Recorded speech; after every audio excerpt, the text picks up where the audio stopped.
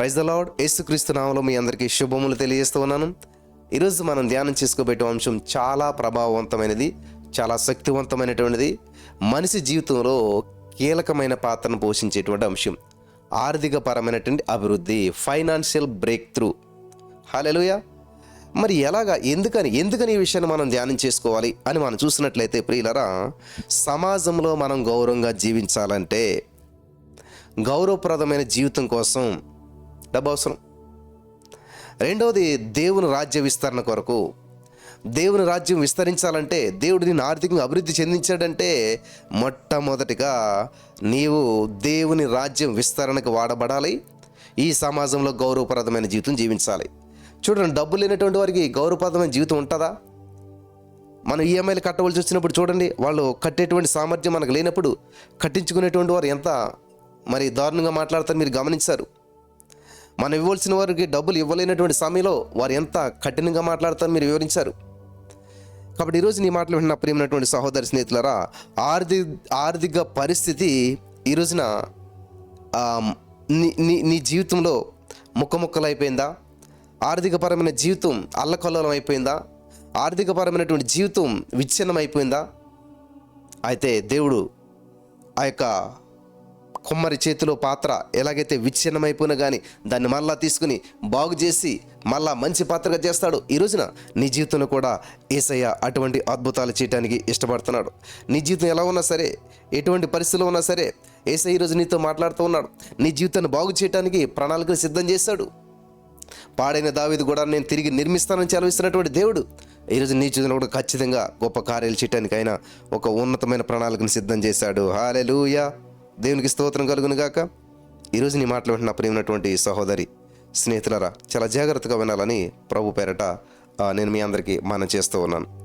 ఇక్కడ మనం గమనించినట్లయితే దేవుని యొక్క వాక్యపు వెలుగులో అసలు మనం ఎందుకని ఆర్థికపరమైన విషయాల్లో అభివృద్ధి చెందాలి, ఎందుకు మనం ఫైనాన్షియల్గా స్థిరపడాలి అంటే అది దేవుని యొక్క ఉద్దేశం, దేవుని చిత్తం. నువ్వు ఆర్థికంగా అభివృద్ధి చెందినట్లయితేనే గౌరవప్రదమైన జీవితాన్ని జీవించగలదు ఈ లోకంలో. ఓకే, నెక్స్ట్, దేవుని యొక్క రాజ్య విస్తరణలో, దేవుని యొక్క రాజ్యంలో విస్తరించడం కొరకు నీ యొక్క ధనం ఉపయోగపడాలి నువ్వు అభివృద్ధి చెందటం ద్వారా. ఇక్కడ మీరు గమనించినట్లయితే ప్రియులరా, ఈ యొక్క ఆర్థికపరమైనటువంటి విషయాల్లో వాక్యంలోనికి వెళ్ళే ముందు కొన్ని విషయాలు మనం చూద్దాం. ఈ యొక్క ఫైనాన్షియల్ కండిషన్స్ 3 లెవెల్స్ ఉంటాయి. మన ఆర్థికపరమైనటువంటి పరిస్థితి 3 భాగాలు. Financial conditions 3 levels. నెంబర్ 1 ఏంటంటే పేదరికం. నెంబర్ 2 సరిపోయినంత. నెంబర్ 3 అవసరానికి మించి. ఇది ఇంగ్లీష్లో అయితే ఇంకా బాగుంటుంది. పేదరికాన్ని ఇంగ్లీష్లో ఏమంటారు? పోవర్టీ. సరిపోయినంత అంటే sufficient life, poverty life, sufficient life. మూడవది అబాండెన్స్, సమృద్ధి అంటాం కదా, మోర్ దెన్ సఫిషియంట్ అన్నమాట. నీకు సరిపడిన దానికంటే ఎక్కువ, నీ అవసరానికి మించి, in the name of Jesus. Hallelujah. కాబట్టి ఈ 3 రకాల స్టేజెస్కి చెందినటువంటి వారు మీలో చాలామంది ఉంటారు, ఏదో ఒక కోవకు చెందినటువంటి వారు. ఇప్పుడు మిమ్మల్ని అడిగితే మీరు పేదరికంలో ఉన్నారా? మిడిల్ క్లాస్ అంటాం కదా మనం, సరిపోయినంత, ఆ యొక్క మిడిల్లో వెళ్తూ ఉంటాం కదా, సరిపోయినంత. వాళ్ళు ముందుకి వెళ్ళలేరు, వెనక్కి వెళ్ళారు, పేదవారిగానే ఉండలేరు, ధనికులుగానే ఉండలేరు, మధ్యలో ఉంటారు అన్నమాట. జస్ట్ అలా ఒక రొటీన్ లైఫ్ వెళ్ళిపోతుంటుంది. సరిపోయినంత, సఫిషియంట్. మూడోది ఏంటంటే అవసరానికి మించి, అబాండెన్స్, సమృద్ధి అయిన జీవితం. సో మీరు కుదిరితే ఒకసారి నిజాయితీగా మీరు ఇందులో మరి దేనికి చెందినటువంటి వారు, 1వ రకమా, 2వ రకమా, 3వ రకమా? 1 2 3 పెట్టండి, సరిపోతుంది కామెంట్లో. పరలోక రాజ్యం ఎదుటి మళ్ళీ మనం ఒప్పుకోవటం అనమాట. నేను నెంబర్ 1 పేదరికానికి చెందినటువంటి వాడిని. నెంబర్ 2 సఫిషియంట్, సరిపోయినంత నా జీవితం ఉంది, ఆ యొక్క లైఫ్ నా జీవితం. మూడోది ఏంటంటే అవసరానికి మించి, అంటే అబాండెంట్, హల్లెలూయా, దేవునికి స్తోత్రం కలుగును గాక. మోర్ దెన్ సఫిషియంట్, అద్భుతమైన జీవితం, అవసరానికి మించి దేవుడు నన్ను ఆశ్రయించాడు, ఉన్నతమైన స్థితిలో నేను ఉన్నాను అని మీరు ఎవరనంటే, ఇక్కడ మరి ఈ మూడాట్లో బ్రదర్ నేను ఒకటో స్టేజ్లో ఉన్నాను. ఒప్పుకోండి, మీరు ఏ స్టేజ్లో ఉన్నా కూడా దేవుడు ఏం చేస్తాడు? లెవెల్ మార్చే దేవుడు, లెవెల్ని పెంచే దేవుడు మన దేవుడు. హల్లెలూయా, ప్రణాళికలు సిద్ధం చేశాడు. నువ్వు నమ్మి ఒప్పుకున్నట్లయితే నీ యొక్క పరిస్థితిని, నీ స్థితిగతులు మార్చి ఉన్నతమైన స్థితిలో ఉండడానికి గొప్ప ప్రణాళికను దేవుడు సిద్ధం చేశాడు. హల్లెలూయా, ఓ దేవునికి స్తోత్రం. చాలామంది ఏ స్టేజ్లో ఉన్నారంటే సెకండ్ స్టేజ్లో ఉన్నారు. సరిపడినంత, అంటే రొటీన్ లైఫ్ వెళ్ళిపోతుంది. లోట్లో లేరు, సమృద్ధిలో లేరు, లోట్లో లేరు, సమృద్ధిలో లేరు. చాలామంది మరి ఈ యొక్క పేదరికంలోకి ఉండడం, పోవర్టీలో కూడా చాలామంది ఉన్నారు. దేవుని యొక్క ఉద్దేశం నువ్వున్న స్థితిలోనే ఉంచటం కాదు, నువ్వున్న స్థితిలోనే ఉండిపోవటం దేవుని ఉద్దేశం కాదు. నీ లెవెల్ మార్చాలని దేవుడు చూస్తున్నాడు, నీ పరిస్థితి మార్చాలని చూస్తున్నాడు దేవుడు, నీ యొక్క స్థితిగతులు మార్చాలని చూస్తూ ఉన్నాడు. హల్లెలూయా, దేవునికి స్తోత్రం కలుగును గాక.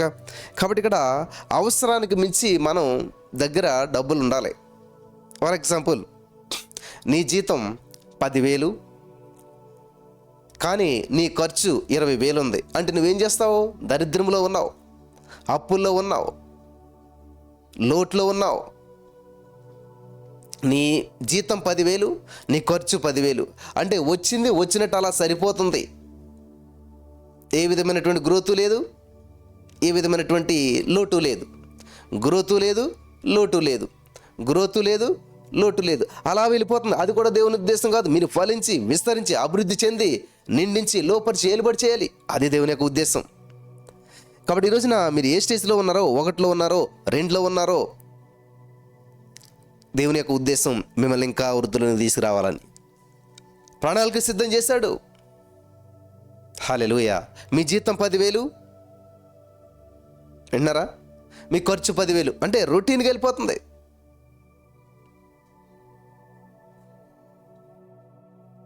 మూడో స్టేజ్ ఏంటంటే మీ జీతం 1,00,000, మీ ఖర్చు 10,000. మీ జీతం 1,00,000, మీ జీతం ₹1,00,000 ఖర్చు చూస్తే ఒక 10,000, 20,000 అయిపోతుంది. అంటే ఇప్పుడు మీరు ఎందులో ఉన్నట్టు అనమాట? అబాండెన్స్. హల్లెలూయా, సమృద్ధిలో ఉన్నారు, సర్వ సమృద్ధిలో ఉన్నారు. పాతది మిగిలి ఉండగానే కొత్తది వచ్చి పడుతూ ఉంది, పాతది మిగిలి ఉండగానే కొత్తది వచ్చి పడుతూ ఉంది. హల్లెలూయా, ఈ సత్యం తెలుసుకున్న రోజున మీ జీవితంలో పెను మార్పులు సంభవిస్తాయి. హల్లెలూయా, హల్లెలూయా, దేవునికి స్తోత్రం కలుగును గాక. కాబట్టి బైబిల్ గ్రంథంలో మనం చూసినట్లయితే, వాక్యంలోనికి మనం వెళ్ళినట్లయితే, అక్కడ దేవుని యొక్క వాక్యంలో ఈ యొక్క సత్యాలు మనం నేర్చుకుందాం. Thank you Jesus. నిర్గమకాండం 1వ అధ్యాయం 11వ వచనం మనం చదివినట్లయితే, నిర్గమకాండం 1వ అధ్యాయం 11వ వచనం, కాబట్టి వారి మీద పెట్టిన భారములలో వారిని శ్రమ పెట్టుటకు వెట్టి పనులు చేయించు అధికారులను వారి మీద నియమింపగా, వారు ఫరో కొరకు ధాన్యాదులను నిల్వ చేయు పీతోము, రామశేషులను పట్టణములను కట్టిరి. వింటున్నారా? ఇక్కడ ఇజ్రాయేలీలు ఐగుప్తులోకి ఎలాగెళ్ళారు అంటే, ఒకనొక సమయంలో కరువు వచ్చినప్పుడు మరి ఆ యొక్క ఐగుప్తులో యోసేపు అధికారంలో ఉన్నాడు, మంచి పొజిషన్లో ఉన్నాడు. ఫరోని అడిగినప్పుడు సరే తెచ్చుకొని నీ ఫ్యామిలీని అన్నాడు. అలా 70 మంది ఈ యొక్క ఇజ్రాయేలీలు ఐగుప్తు దేశం వెళ్ళారు. అందులో ఒక ప్రత్యేకమైన ప్రాంతం గోషేనులో జీవించారు, సమృద్ధిలో జీవించారు, ఐశ్వర్యంలో జీవించారు, వెలుగులో జీవించారు. అద్భుతమైన జీవితం, ఆనందకరమైన జీవితం. 70 మంది కాస్త కొన్ని లక్షల మందిగా విస్తరిస్తూ వచ్చారు. ప్రైజ్ గాడ్, దేవునికి స్తోత్రం. అటువంటి మంచి జీవితంలో, అటువంటి అద్భుతంగా సాగుతున్న జీవితంలో సడన్గా యోసేపు నెరిగినటువంటి వేరొక రాజు రావటం జరిగింది. ఈరోజు మీ జీవితంలో కూడా చక్కగా వెళ్ళిపోతున్నటువంటి జీవితంలో, మంచి జీవితంలో తెలియకుండా ఏదో జరిగింది, ఊహించినటువంటి రీతిలో మరి మీ మీద ఏదో జరిగింది. ఒక చిన్న పొరపాటు అవ్వచ్చు, చిన్న సమస్య అవ్వచ్చు, ఏదో సాఫీగా వెళ్ళిపోతుంది జీవితం, అద్భుతంగా వెళ్ళిపోతుంది. 3 పువ్వులు 6 కాయలు అంటారు కదా, పూసింది 3 పువ్వులే కానీ 6 కాయలు అంటే డబల్ 2 ఆశీర్వాదం. వెరీ గుడ్, అబండెన్స్లో ఉన్నారు. అలాంటి జీవితంలో సడన్గా ఏదో సంభవించింది, పరిస్థితులన్నీ తలకిందులైపోయాయి. అలాగా ఇశ్రాయేలీయులు గోషెన్లో అద్భుతమైన జీవితం, ఆ ఇష్టానుసారమైన జీవితం, సమృద్ధి అయినటువంటి గడ్డి పశువులకు అన్నీ లోటు లేనటువంటి జీవితం యోసేపు ఉన్నంతకాలం నడిచింది. కానీ యోసేపు లేకపోయేసరికి వేరొక రాజు వచ్చాడు. యోసేపు నెరిగిన వేరొక రాజు వచ్చి వీళ్ళు ఇలా ప్రబలుతున్నారు, రేపన్న రోజు నేను మన యుద్ధం చేసి మన రాజ్యాన్ని ఆక్రమించుకుంటారు, లేకపోతే మన మీద యుద్ధానికి వచ్చిన రాజుకి ఇలా సహాయం చేసి మనల్ని లేకుండా చేస్తారు అనేటువంటి ఆలోచన వచ్చారు రాజుకి. నెమ్మదిగా వీళ్ళని ఆనచడం మొదలుపెట్టాడు. నెమ్మదిగా వీళ్ళ మీద అధికారం చలాయించడం మొదలుపెట్టాడు. ఫరో చలాయించడం మొదలుపెట్టి నెమ్మదిగా వాళ్ళని బానిసలుగా చేసేసాడు, వాళ్ళ మీద అధికారులు పెట్టాడు. చూడండి ఇక్కడ 11వ వచనం, నిర్గమకాండం 1:11. కాబట్టి వారి మీద వెట్టి పనుల భారములలో వారిని శ్రమ పెట్టుటకు, వెట్టి పనులు చేయించుటకును అధికారులను వారి మీద నియమింపగా వారు ఫరో కొరకు ధాన్యాదులను నిలవ చేయు పీతోము రామసీతులను పట్టణములు కట్టిరి. గమనించాలి ప్రియులారా, వీళ్ళ కష్టపడి పనిచేస్తుంది ఎవరి కోసం? వాళ్ళ కొరకు కాదు, వేరే వాళ్ళ కొరకు, ఫరో కొరకు పనిచేస్తున్నారు, కానీ వాళ్ళ కోసం కాదు. ఫలితం వాళ్ళకి లేదు. ఈరోజు నీ మాటలు వింటున్న మీలో చాలామంది కష్టపడి పని చేస్తున్నారు, ఉద్యోగం చేస్తున్నారు, కానీ మీ శాలరీ అంతా కూడా బ్యాంకులకి వెళ్ళిపోతుంది, ఈఎంఐలకి వెళ్ళిపోతుంది, లోన్లకి వెళ్ళిపోతుంది, ఇంట్రెస్ట్లకి వెళ్ళిపోతుంది. మీరు కష్టపడేది మీరు అనుభవించట్లేదు, దేవుని యొక్క ఉద్దేశం అది కాదు. సామెతల కీర్తన గ్రంథం 128:2 ఏముంటుందంటే, నిశ్చయముగా నీవు నీ చేతుల కష్టార్జితం అనుభవించేదవు, నీవు ధన్యుడవు. నువ్వు ధన్యుడు అన్నప్పుడు కాదు, నువ్వు ధన్యుడిగా లేవు ఇప్పుడు.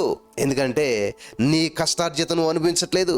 నీ కష్టార్జితం బ్యాంక్ పాలవుతుంది, నీ కష్టార్జితం హాస్పిటల్ పాలవుతుంది, నీ కష్టార్జితం పోలీసుల పాలవుతుంది, కోర్టుల పాలవుతుంది, లాయర్ల పాలవుతుంది. నీ కష్టార్జితం ఎవరో అనుభవిస్తున్నారు అంటే అది దేవుని చిత్తం కాదు, దేవుని ఉద్దేశం కాదు. నీ కష్టార్జితం నిశ్చయంగా నువ్వు అనుభవించాలి, నువ్వు అనుభవిస్తావు అని చెప్పి దేవుడు సెలవిస్తూ ఉన్నాడు. Hallelujah, in the name of Jesus, Holy Spirit of God, thank you Jesus.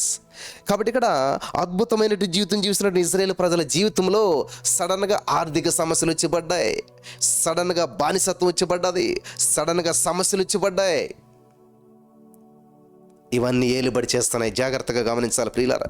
ఈరోజు మీ జీవితంలో కూడా ఇలాగే జరుగుతూ ఉన్నదేమో. 13వ వచనం చూసినట్లయితే, ఇశ్రాయేలీయుల చేత ఐగుప్తీయులు కఠినంగా సేవ చేయించుకుని, ఇశ్రాయేలీయుల చేత ఐగుప్తీయులు కఠినంగా సేవ చేయించుకుంటూ ఉన్నారు.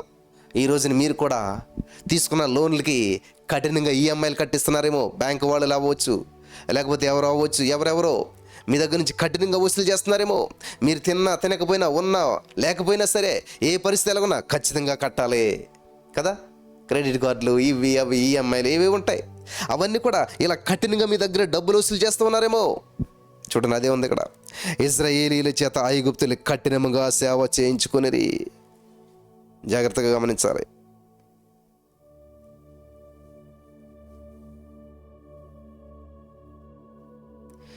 వారు ఇశ్రాయేలీయుల చేత చేయించుకున్న ప్రతి పనియు కఠినంగా ఉండెను. వారు జిగట మంటి పనిలోను, ఇటుకల పనిలోను, పొలములోను చేయు ప్రతి పనిలోను కఠిన సేవ చేయించి వారి ప్రాణములను విసికించారు. ఈరోజు నువ్వు ఇసుకుపోతున్నావా? ఆ ఈఎంఐలు కట్టలేక ఇసుకుపోతున్నావా? ఆ క్రెడిట్ కార్డు బిల్లు కట్టలేక ఇసుకుపోతున్నావా? మీలో చాలామందికి ఇది ఖచ్చితంగా ఎస్ బ్రదర్, నా కోసమే ఈ వాక్యం నాతో మాట్లాడుతున్నారు దేవుడు అని మీరు అంటున్నట్లయితే, ఇక్కడ వారి కోసం వాళ్ళు పనిచేయట్లేదు, వాళ్ళ జీతం కోసం పనిచేయట్లేదు, ఫరో కొరకు పనిచేస్తున్నారు కదా. ఈరోజు మీలో చాలామంది ఎవరో ఫ్రెండ్ కోసం సంతకం పెట్టారు, ఎవరికో డబ్బులు ఇప్పించారు, ఎవరికో హెల్ప్ చేశారు. మీరు చూడండి ప్రియులారా, బ్యాంకులో లోన్ తీసుకున్నామంటారు చాలామంది, సంతోషపడిపోతుంటారు. నువ్వు మళ్ళీ కట్టాలన్న సంగతి నీకు తెలుసో లేదో. మరి నువ్వు 10 లక్షలు లోన్ తీసుకుంటే 20 లక్షలు కట్టేస్తావు తెలియకుండా. నువ్వు ఫైనల్కి లెక్కేసుకుంటే నీకు 10 లక్షలే వాళ్ళు ఇస్తారు, కానీ తక్కువ కట్టి 20 లక్షలు కడతాను. బ్యాంక్ నీకు అది హెల్ప్ చేసినట్టు అనిపిస్తుంది, కానీ నిన్ను నిలువు దోపిడి, నీ దగ్గర ఉన్నదంతా లాక్కుంటారు.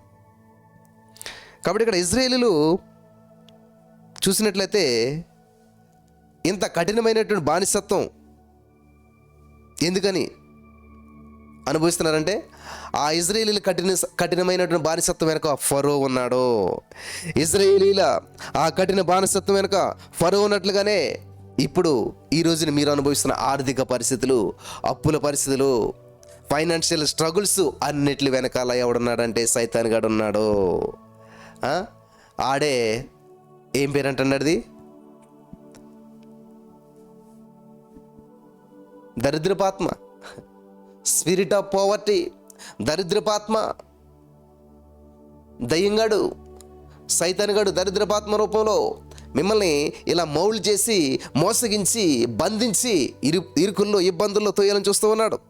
జాగ్రత్తగా ఉండాలి. ఈరోజు మీ సమస్యకు పరిష్కారం దేవుడు చూపిస్తూ ఉన్నాడు. హల్లెలూయా, హల్లెలూయా, దేవునికి స్తోత్రం కలుగును గాక. కాబట్టి ఈ రోజున అప్పుల్లో ఉన్నవారు ప్రతి వారి వెనక ఈ యొక్క పవర్టీ ఆఫ్ స్పిరిట్, ఈ దరిద్రపు ఆత్మ, ఈ దరిద్రపు దెయ్యంగాడు, సైతాన్గాడు వాడు ఉండటం వల్లనే ఈ సమస్యలు ఇరుక్కుపోయారు. మీరు ఈ సత్యాన్ని గ్రహించినట్లయితే ప్రియులరా, ఫరో ఎలాగైతే అధికారులు నియమించాడో ఈ సైతాన్ గాడు కూడా అలాగే నీ మీద అధికారులు నియమించాడు, నీ మీద ఈ యొక్క ఏలుబడి చేసేటువంటి వారు నియమించాడు, కఠినమైన వ్యక్తులు నియమించాడు. కాబట్టి నువ్వు కష్టపడి పనిచేసేది, లేకపోతే వాళ్ళని ఇలా అడిగి ఇలా చేసేది నీ కొరకు కాదు, నువ్వు తినటం కొరకు కాదు. మరి ఎవరి కొరకు నువ్వు పనిచేస్తున్నావు? ఎవరి కొరకు నువ్వు సమకూరుస్తూ ఉన్నావు? నీ కష్టార్జితం నువ్వు అనుభవించట్లేదు. 128వ కీర్తన 2వ వచనం, నిశ్చయముగా నీవు నీ చేతుల కష్టార్జితమును అనుభవించేదవు, నీవు ధన్యుడవు. ధన్యుడువా? నువ్వు అనుభవిస్తున్నావా? ఈఎంఐలు కడతాకి నీ జీవితం సరిపోవట్లేదా? రెంట్లు కడతాకి నీ సరిపోవట్లేదా? పిల్లల చదువుకి సరిపోవట్లేదా? జాగ్రత్త, నీ జీతము, నీ కష్టార్జితం నువ్వు అనుభవించాలి.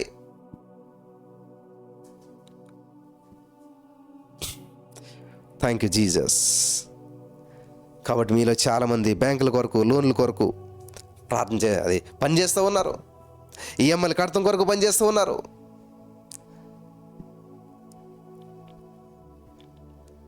అమ్మాయి ఈ అప్పు లేకపోతే బాగుండు, కడుపులో కాళ్ళు పెట్టుకుని నిద్రపోతుంది, తినకపోయినా అంటున్నారు చాలామంది. ఎందుకంటే అమ్మో బ్యాంకు వాళ్ళు వచ్చేస్తున్నారు, ఇల్లు వేసుకుపోతానంటున్నారు, అవమానించేసేలాగా ఉన్నారు, అందరూ చించిమిడి పడుతున్నారు. టెన్షన్, బాధ, ఆందోళన ఇవన్నీ చేసి సైతాన్ గడు ఏం చేస్తాడంటే ప్రియులారా, ఎలాగైనా సరే మిమ్మల్ని చంపాలని ప్రయత్నం చేస్తాడు. మీరు ఒక విషయం గమనించాలి. మీరు ఎప్పుడైనా సరే అనారోగ్యంతో ఆత్మహత్య చేసుకున్న వాళ్ళు ఎక్కువ ఉన్నారా? అప్పుల సమస్యలతో ఆత్మహత్యలు చేసుకున్న వాళ్ళు ఎక్కువ ఉన్నారా? నేను ఈ రోగం భరించలేక ఆత్మహత్య చేసుకున్నాను, చచ్చిపోతానన్నటువంటి న్యూస్ ఎక్కడ అనిపిస్తుందా? లేకపోతే అప్పులు ఎక్కువైపోయి అప్పుల సమస్యలతో ఆత్మహత్యలు చేసుకున్న వాళ్ళ యొక్క కేసులు ఎక్కువ ఉంటాయా? చెప్పాలి మీరు. ఎవరు ఎక్కువ ఉంటారు? నేను అప్పు తీర్చలేకపోయాను, అప్పుల సమస్య ఎక్కువైపోయింది, ఆ యొక్క టెన్షన్లో అది తట్టుకోలేక ఆత్మహత్య చేసుకున్నారు అనేటువంటి కేసులు ఎక్కువ ఉంటాయి. కానీ అనారోగ్యంతో ఆత్మహత్య చేసుకున్నారు, ఆ రోగాన్ని భరించలేక ఆ రోగాన్ని ఎలాగైనా భరించి జయించారు. కానీ ఈ అప్పు సమస్యనే చాలామంది జయించలేక ఆత్మహత్యలు చేసుకుంటూ ఉన్నారు.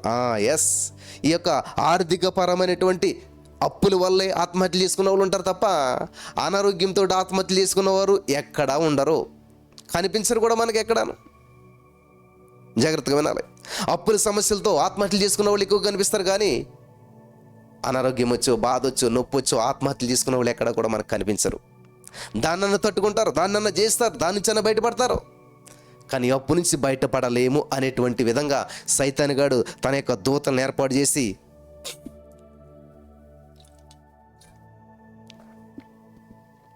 మిమ్మల్ని ఎలాగైనా సరే ఇరికించేసి, చూడండి బ్యాంకు వాళ్ళు లోన్ ఇచ్చినప్పుడు ఎంత పెడతారు, కానీ లోన్ ఇచ్చాక పీల్చుకుంటుంటారు మిమ్మల్ని. సైతాన్ గడి ట్రాప్ ఇదంతా కూడాను. వాడి యొక్క తన అనుచరులను, అధికారులు నియమిస్తూ ఉన్నాడు. నీ వెనకాల, నీ కుటుంబం మీద ఈ దరిద్రపు ఆత్మ పనిచేస్తూ ఉండటం వల్లే మీరు అప్పుల్లో ఇరికిపోయారు. ఈ దరిద్రపు ఆత్మ పనిచేయడం వల్లే మీరు సమస్యలు ఇరికిపోయారు.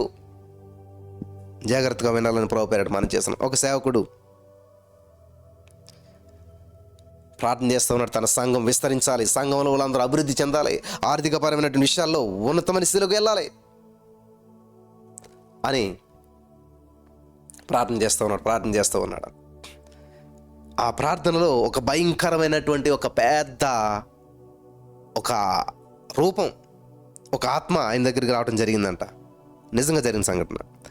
అయితే ఆ సేవకుడు ప్రార్థన చేస్తూ ఉన్నాడు, ఎలాగైనా సరే ప్రభువా, మా సంఘంలో ఎవరు కూడా పేదలు ఉండకూడదు, మా సంఘంలో ఎవరు కూడా నిరుద్యోగులు ఉండకూడదు, మా సంఘంలో ఎవరు కూడా లేమిలు ఉండకూడదు, అంతా ఫైనాన్షియల్ బ్రేక్ తో చూడాలి, ఆర్థికపరమైన అభివృద్ధి చెందాలి, అంతా కూడా ఆర్థికంగా అభివృద్ధి చెందిన వారు, ఆర్థికమైన విషయాలు సెటిల్ అయిన వారే ఉండాలి అని ప్రార్థన చేస్తుంటే ఆ సైతాన్ గాడు, ఆ పెద్ద రూపంలో ఉన్నటువంటి సైతాన్ గాడు వచ్చాడంట.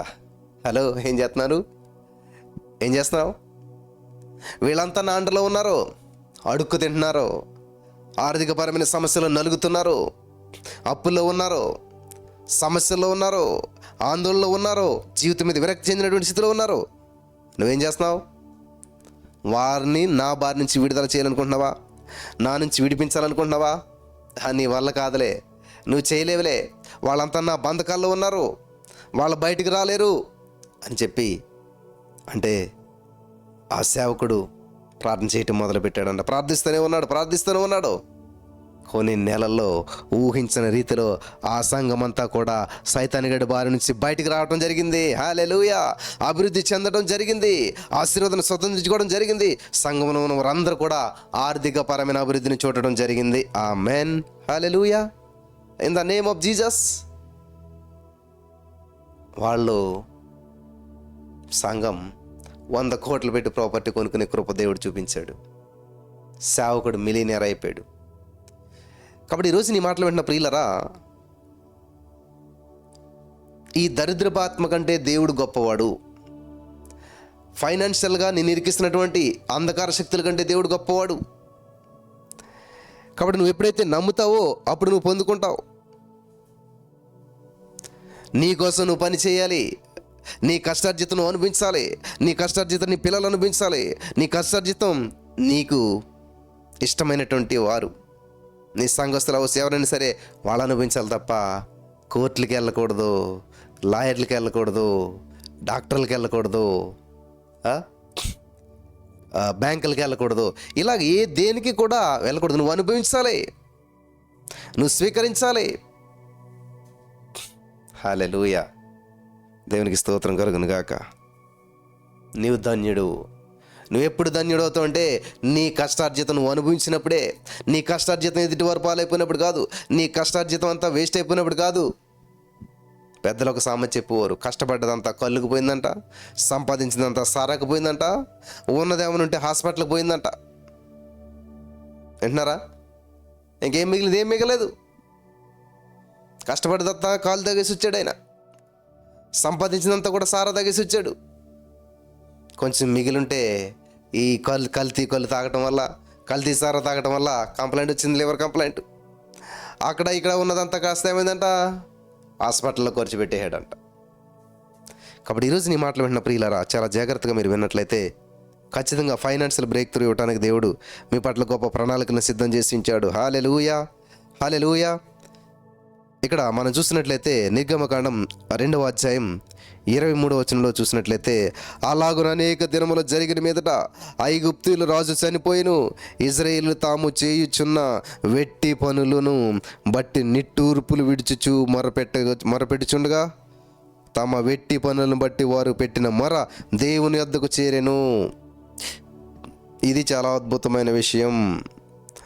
మీలో చాలామంది ఇది చేయటం లేదు. మీరు అప్పుల సమస్య ఎక్కువైపోయింది, అప్పుల్లో ఇరుక్కుపోయారు, అప్పుల బంధకాల్లో ఇరుక్కుపోయారు. ఏం చేయాలంటే దేవునికి మొర పెట్టాలి, దేవుని వైపు చూడాలి. హల్లెలూయా. దేవుని యొద్దకు చేరిందంట. కాగా దేవుడు వారి మూలుగును విని వింటాడు. దేవుడు నీ ఫైనాన్షియల్ పరిస్థితులను పెడుతున్న మొర దేవుడు వింటలేదనుకుంటున్నావా? నీ జీవితంలో జరుగుతున్నటువంటి సమస్యకు పరిష్కారం దేవుడు ఇవ్వట్లేదనుకుంటున్నావా? నీకు అలాగ అనిపిస్తుందేమో. దేవుడు వింటున్నాడు, దేవుడు చూస్తున్నాడు. హల్లెలూయా.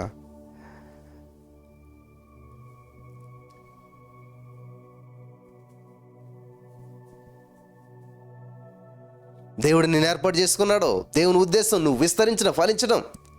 ఎవరో ఒక సేవకుడు అన్నాడంట, యేసయ్య దగ్గరికి వచ్చావంటే నెమ్మదిగా కొట్టు పోగొట్టుకోవాలి, కోల్పోవాలి. అంటే ఇంకేముండకూడదు నీ దగ్గర.